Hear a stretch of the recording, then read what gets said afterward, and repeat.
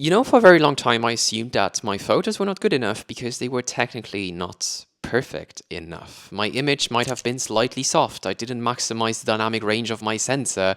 I maybe didn't have a background blurry enough, or maybe I wasn't shooting on the camera I wanted to shoot them on, until I actually started liking my imperfect photos so much more than my technically perfect photos. And in today's video, I want to share with you why getting off this obsession about technical image quality can actually improve your photos. So I would say, let's get started. The first and arguably most important criteria for technical perfection is sharpness. We always obsess about sharpness. I used to obsess about my lens being sharp, my sensor having the most resolution. And when you own a 24 megapixel camera these days, then that's already considered a low resolution camera. But sometimes your photo not being totally critically sharp might actually be a good thing. Like in this case here, for instance, the fact that this photo is misfocused and the shutter speed was too slow introducing blur actually made this photo better because it embraced the degree of movement. One can still recognize what's going on. It's a person chasing pigeons. You can recognize there is a tower.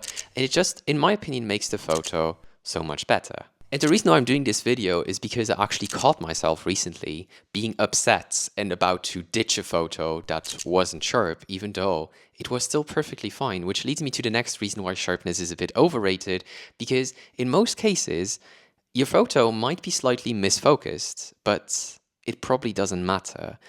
Like this photo here, for instance, is arguably one of my favorite photos that I have taken in the past 3 years, and the settings are totally wrong, and the photo is actually slightly misfocused. If you have a look, the focus actually sits on the background, and it doesn't matter because most of the time, the way you look at a photo doesn't really make a difference whether it's totally sharp or slightly out of focus. So as long as your photo is in focus enough and you can still recognize what's going on, and that's clearly the case here, then you're good to go. So don't obsess too much about focus and about sharpness, because in most cases, it doesn't matter.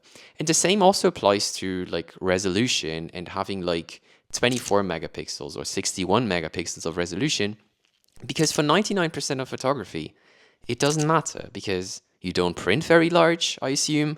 I mean, I personally post my 40 megapixel images from my X106 to Instagram where I need like 3 megapixels of resolution, and even that's probably already too much.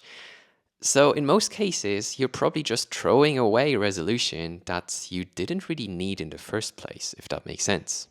And the other thing I have realized is that my X106, which doesn't really allow to switch lenses, I actually crop very heavily, and sometimes there is not even 10 megapixels of resolution left. And I would rather have a cropped photo that actually makes an impact than a 61 megapixel, or in my case, a 40 megapixel file that is just messy and busy because I failed to crop out distracting elements. The next category of technical image quality that I used to terribly obsess about is high ISO performance and having like super clean files, especially in low light where you tend to have to raise your ISO and where noise will creep into your photo. First of all, I'd like to challenge this idea that no noise is a good photo and a lot of noise is a bad photo, because I found that sometimes having like a lot of noise in your photo will actually add something to the photo. It gives the photo more of an organic, imperfect quality that sometimes enhances it. I think it's also part of the reason why film photography has made such a big comeback, because people actually like the grain. And I personally even sometimes add noise to my photos in post when the image looks, let's say, a little bit too clean. A second reason why you should embrace the noise is that a noisy photo is almost always better than a blurry one. If you need 1/500th of a second as a shutter speed to freeze action, raising the ISO is worth it. Sure, you can shoot at ISO 100 with a slower shutter speed, but then everything moving in the scene would be blurry. And sometimes noise is just the cost of getting the shot. So sometimes just keeping the noise in your photo and embracing this imperfection will actually improve your photo. The next criteria of technical image quality that I used to have such a hard obsession with, like I admit it, is background blur. And like I wanted to shoot like the biggest sensors with like the brightest lenses and just totally obliterate the background. And it is totally true that bigger sensors at the same aperture and the same equivalent focal length will produce blurrier backgrounds than smaller sensors on the same equivalent field of view. But in practice, this idea to quantify background blur and to choose, for instance, a better camera with a bigger sensor for more background blur becomes a bit of a slippery slope in practice. So a few months back, for instance, I had a small discussion with a channel viewer, actually, Gernot, if you're watching, kind regards. And he asserted that he's shooting full frame or even medium format for the amount of background blur he can achieve. And he's, on paper, totally right about the fact that he can, at the same focal length, achieve more background blur on a more expensive camera with a bigger sensor. And then I actually set up a very nasty test for Gernot to make him try to distinguish which ones of my photos were taken on an APS-C camera and which ones were taken on a full frame or a medium format camera. And the test was arguably a bit disgusting, and I apologize again because all the photos he saw were taken on an APS-C camera. But he couldn't tell. And I think the point here is that even photographers as qualified and as great as Gernot couldn't really distinguish which camera took what photo because there is so many variables involved, like subject distance, sensor size, of course, lens aperture, focal length, that the size of your sensor, for instance, is just one of 4 to 5 different aspects that decide how much background blur you can actually achieve. And finally, I also want to challenge this notion that more background blur is automatically better, because like I'm mostly a street and travel photographer, but I have to say that my best photos are most of the time taken between f5.6 and f8, because it just allows me to embrace a little bit more layering in my photos, show more context in my scene, and show the viewer where my subject has been photographed. Well, when I shoot at an f1.2 or f1.4 lens, you basically obliterate anything in the foreground, in the background, and just your subject is in focus, and sometimes the ears are even already out of focus, and it doesn't really show where the photo has been taken, and it could basically have been taken anywhere. So in short, the message is that shooting in super shallow depth of fields does not necessarily improve your photos, and in some cases, it actually makes the photo worse. And the final category of technical image quality that I used to be obsessed about is dynamic range. So I was looking at these dynamic range charts and how some cameras are better at dynamic range than others.